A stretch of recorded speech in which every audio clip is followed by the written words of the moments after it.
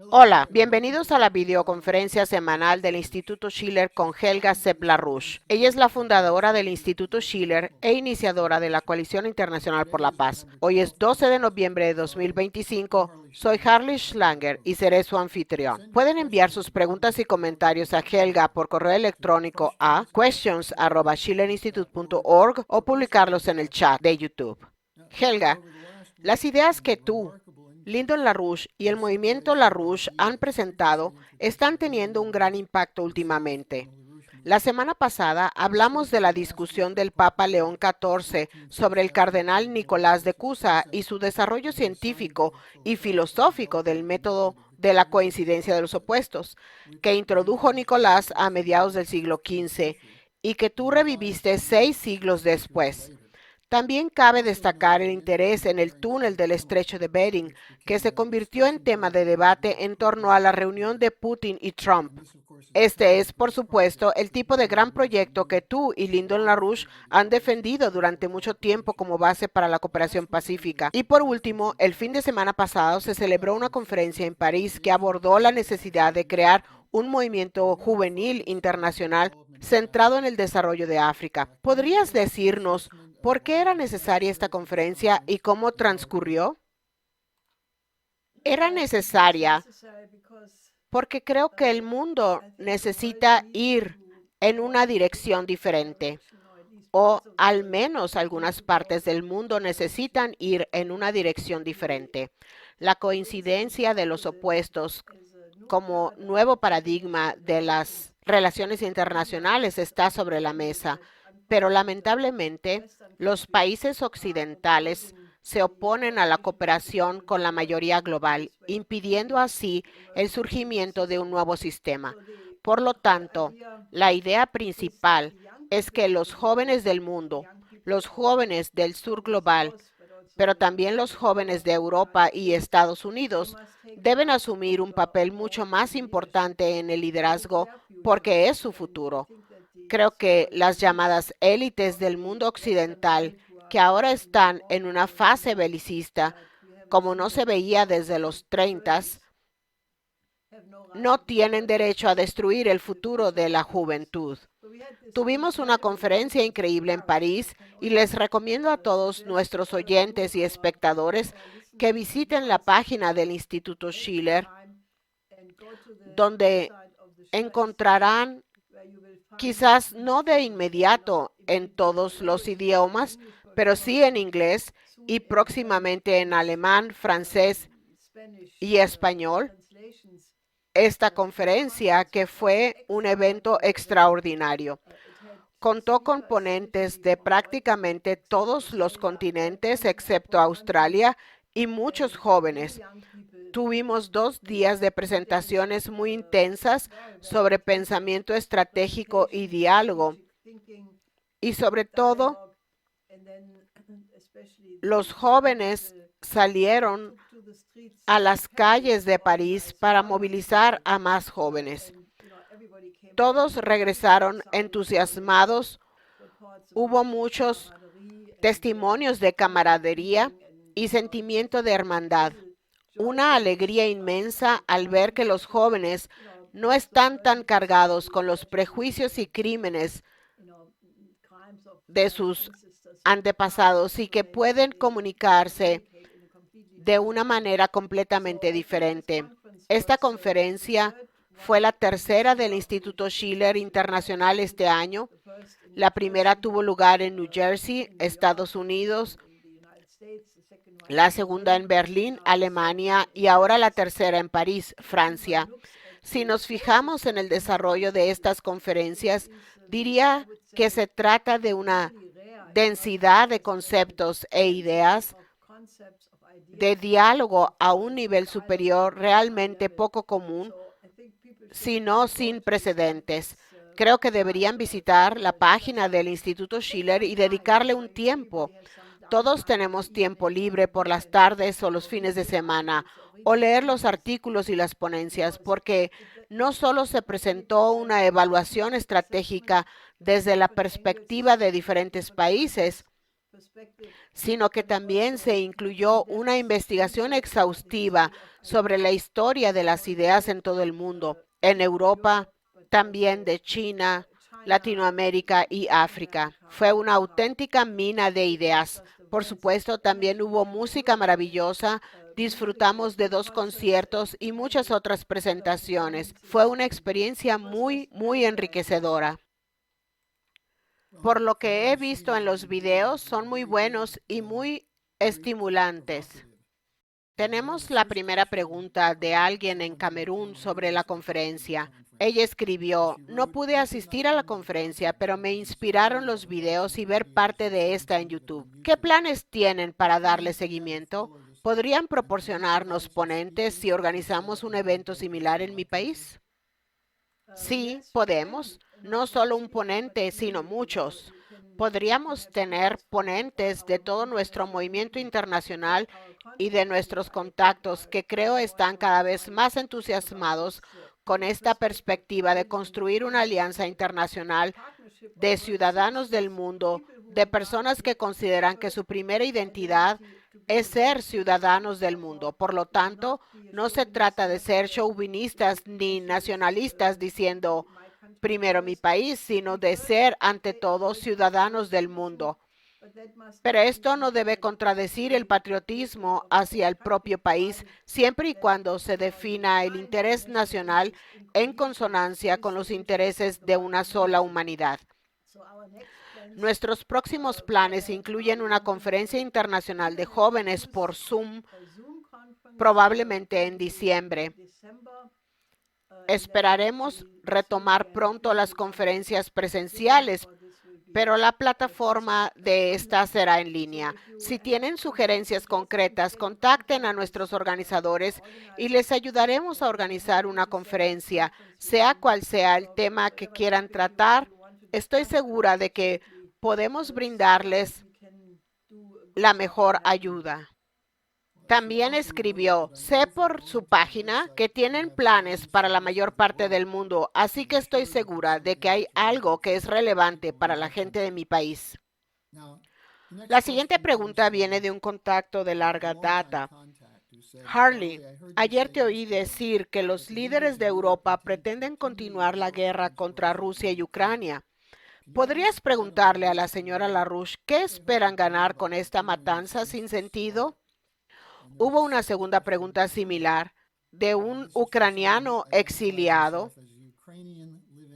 ¿Qué brujería hace que Zelensky se mantenga en el poder? Bueno, busquen el papel de los británicos en cualquier conspiración o brujería y encontrarán algo. Pero yo y muchas otras personas, incluso de otros países, estamos realmente desconcertados sobre qué pasa por la mente de quienes impulsan esta militarización y confrontación. Los medios alemanes, por ejemplo, si leen algunos de los titulares de los últimos días: Rusia puede atacar mañana. Rusia atacará inmediatamente. Los más moderados dicen que será en 3 años, pero es una locura. No hay ninguna prueba de que Rusia tenga esa intención. Muchos expertos militares del más alto nivel han señalado que Rusia tampoco tiene motivos porque ¿para qué querría atacar si ya posee el país más grande del mundo? Tiene 11 usos horarios, tienen 150 millones de habitantes, una población realmente muy dispersa. Con 11 usos horarios y solo 150 millones de habitantes, no necesitan territorio nuevo. Tienen todas las materias primas del planeta.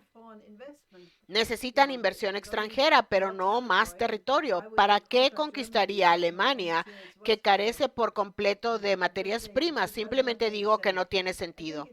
Creo que se debe a un motivo completamente distinto. Los dirigentes de los países que impulsan la continuación de la guerra están tan obsesionados con la versión de la OTAN que han perdido la capacidad de pensar con claridad. Son incapaces de ver los cambios que se han producido. La realidad es que Rusia es militarmente invencible, ni hablar. Es una potencia nuclear con ventaja tecnológica en armamento, armas nucleares, armas hipersónicas, submarinos como el Poseidón. Tienen el Oreshnik y el Burevestnik, armas hipersónicas prácticamente invencibles porque son de propulsión nuclear, maniobrables y carecen de trayectoria balística. Así que la idea de derrotar a la mayor potencia nuclear del planeta es una locura. Y ahora observemos la economía alemana. Tenemos al señor Merz, miembro de la llamada coalición de los dispuestos. ¿Qué puede hacer la economía alemana ante las políticas económicas totalmente estúpidas e incompetentes de este gobierno? El Instituto IFO, un prestigioso centro de estudios económicos con sede en Múnich, acaba de publicar un informe que afirma que la industria alemana está en agonía, que los representantes de los distintos sectores están tan desesperados y desmoralizados que ven cómo su país y su industria se desmoronan sin hacer nada, al menos por ahora. La economía alemana se está derrumbando por completo. No habrá militarización porque es imposible que una economía en declive alcance el nivel de las economías como la de China. Olvídense, Europa ya está aislada. Es sumamente peligroso porque junto con los belicistas del gobierno de Trump, que lamentablemente también son bastante activos, pueden provocar una catástrofe global, pero no pueden ganar. Creo que se trata de una especie de locura que se ha apoderado de estas personas. Obviamente, deben sus carreras, sus privilegios y sus cargos a una narrativa errónea. La idea era que tras el fin de la Guerra Fría se podría tener un mundo unipolar dominado por los países de la OTAN. Evidentemente, no es así porque la OTAN también se está desmoronando. Puede que no lo parezca, pero si las economías de los países de la OTAN se colapsan, ¿qué se puede hacer? Del mismo modo, la Unión Europea está en proceso de desintegración. Es una auténtica locura.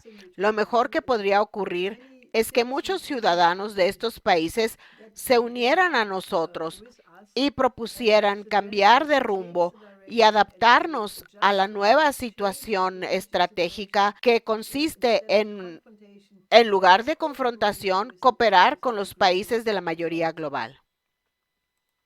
Se puede ver la locura y la desesperación en algunas de las propuestas provenientes del Reino Unido. Una es un artículo que habla de la importancia de tener una guerra contra Venezuela para que Estados Unidos pueda extraer enormes cantidades de petróleo venezolano y así bajar el precio y perjudicar a Rusia. La otra propuesta era la idea de, básicamente, cercar a Rusia, cerrando el mar Báltico. De hecho, había soldados británicos practicando abordaje de barcos en Estonia. Entonces, la pregunta que surgió fue, ¿cómo pueden los británicos seguir presentándose como líderes cuando su economía está en ruinas? Esta persona escribió que apostaba a que la economía británica está peor que la alemana. No sé si quieres debatir eso, pero claramente hay un error de cálculo generalizado. Creo que el papel de los británicos se está volviendo muy claro. No solo tenemos constantemente estos escenarios, ya sea la política de riesgo nuclear por Crimea o ahora la invasión terrestre de Venezuela para empezar a exportar su petróleo y arruinar a Rusia. La gente quizá recuerde la película Dr. Strangelove, Doctor Insólito. Es una mentalidad de quienes, encerrados en algún búnker, crean planes descabellados para dominar al mundo. Creo que el papel de los británicos se ha vuelto tan evidente que no preveo un futuro prometedor. Cuando la gente empiece a entender la historia del Imperio Británico, el panorama podría no ser tan alentador.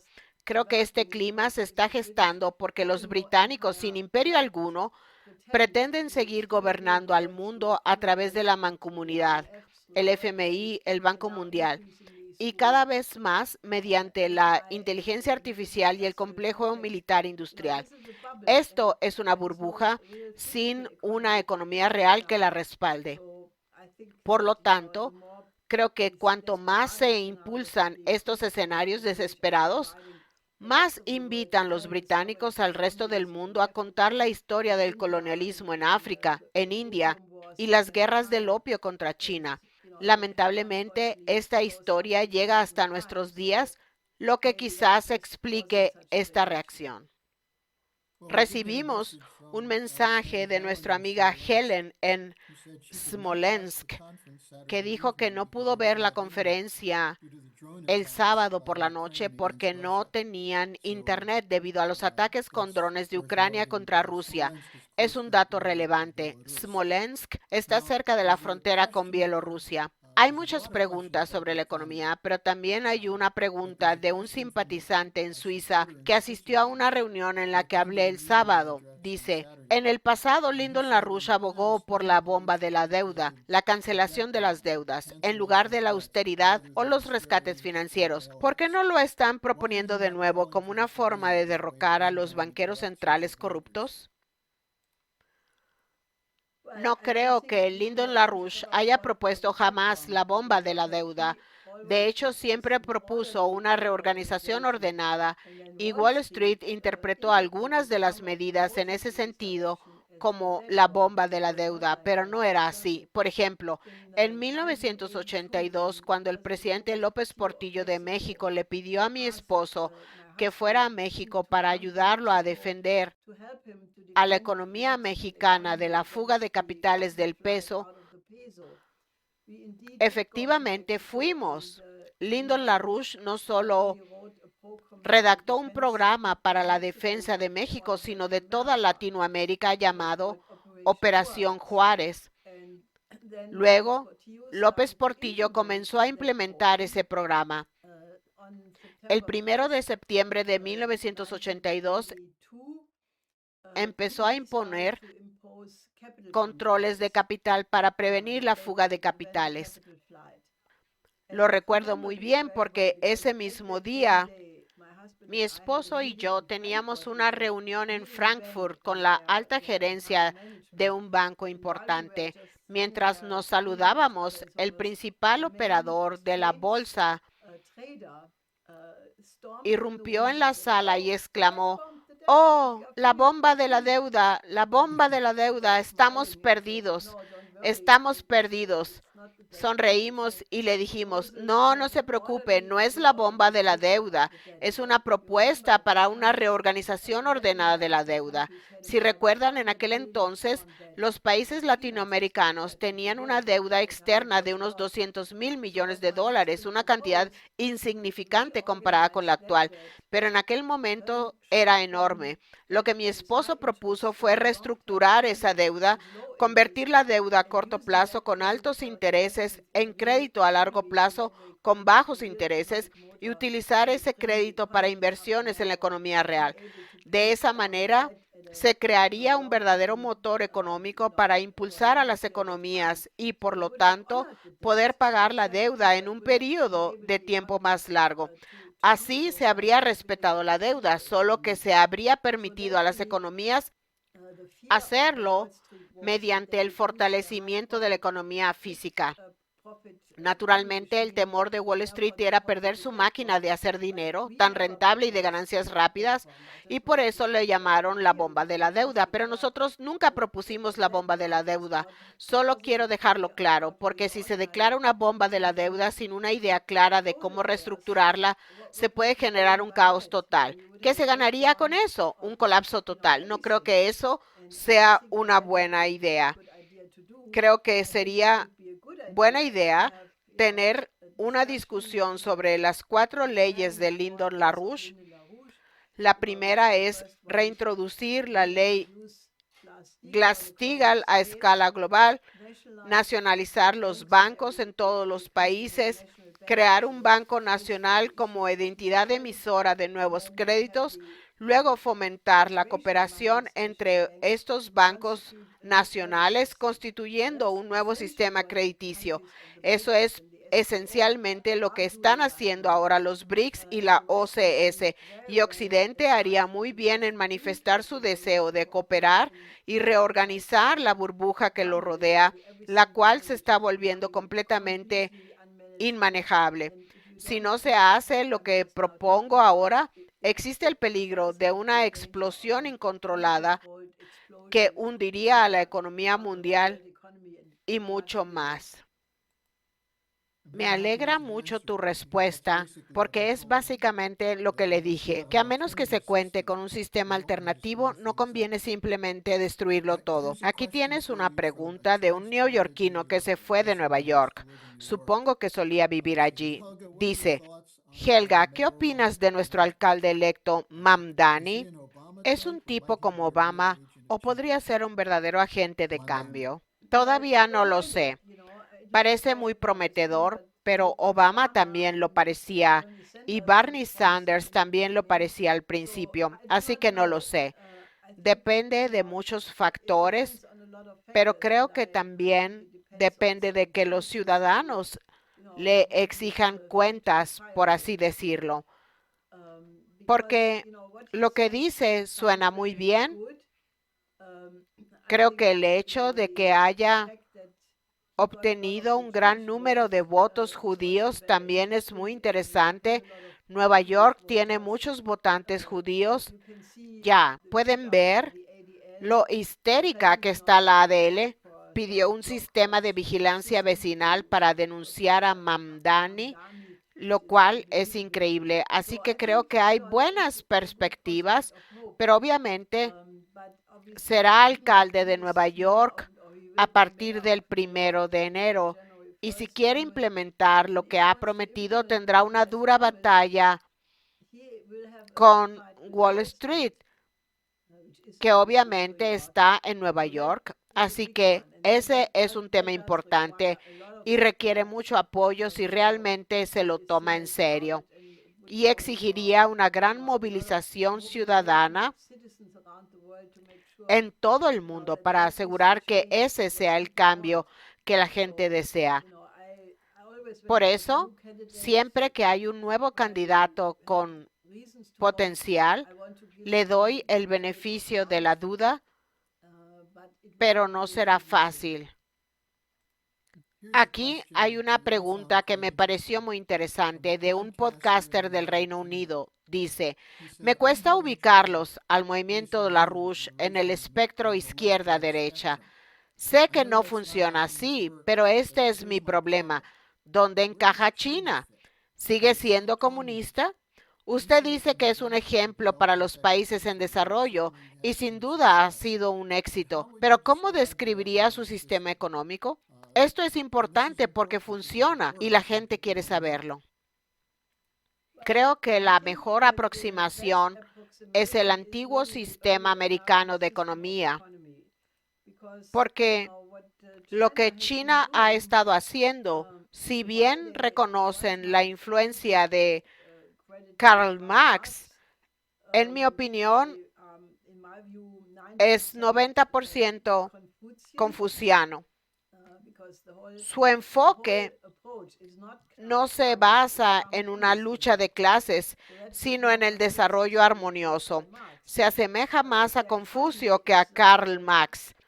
Su economía se centra en impulsar el crédito hacia la innovación, el progreso científico y tecnológico. Así pues, se parece más a lo que Alexander Hamilton propuso para Estados Unidos y que luego retomó Henry C. Carey. Se asemeja mucho más a lo que Federico List describió como la diferencia entre Leonard Carey y Federico List y su descripción del sistema económico estadounidense y el británico. El sistema estadounidense se dedicaba al desarrollo del ciudadano, porque el ciudadano y su creatividad son la única fuente de riqueza. Es la creatividad individual la que contribuye al aumento de la productividad, tanto de la fuerza laboral como de la capacidad industrial. Esto genera ganancias y bienestar general. En cambio, el sistema británico se basa en el libre comercio. No se preocupa por el desarrollo del ciudadano, sino por el control del comercio.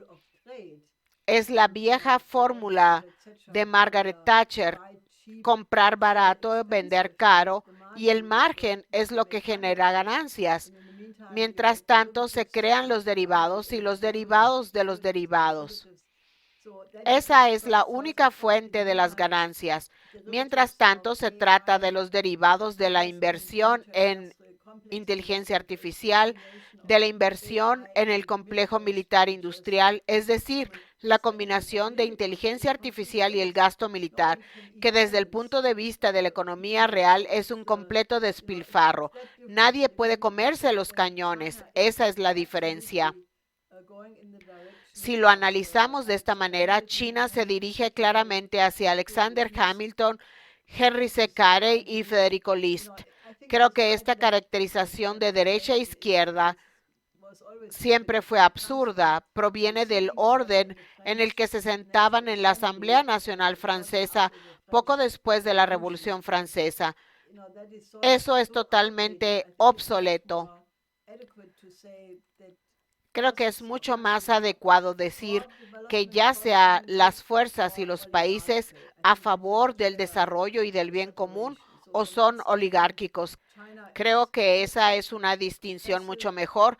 Desde ese punto de vista, China es eficaz, progresista y busca el bien común. La gente en China es mucho más feliz que la gente en Europa, por ejemplo, probablemente también que en Estados Unidos. Para mí, esa es siempre la señal inequívoca de si un país está bien o mal gobernado. Creo que el resultado es la felicidad de la gente. Hay otra pregunta que también me pareció interesante. Acaba de llegar. Es de alguien que se identifica como joven. Dice: he oído a la señora LaRouche hablar bastante sobre Confucio. No tengo ni idea de por dónde empezar a estudiar a Confucio. ¿Podría darme algún consejo? Hay varios libros de Confucio. Son difíciles de leer porque no están muy desarrollados. ¿Cómo decirlo? Simplemente léanlos. Son más bien descripciones breves de comportamiento ético, pero son una buena introducción. Luego hay muchas biografías y estudios históricos y naturalmente muchos artículos académicos. Así que creo que lo mejor es ir al archivo de EIR, escribir Confucio en el buscador y partir de ahí. Siempre es una buena manera de empezar. Creo que es importante, porque si hablas con estadounidenses y les preguntas si han leído Hamilton, te dirán que tampoco entienden el idioma. Realmente se requiere el compromiso de dedicarse al estudio. El viernes habrá otra reunión de la Coalición Internacional por la Paz. Esta se ha convertido en una institución cada vez más importante para el diálogo real. ¿Cuáles son los planes para esta semana, Helga?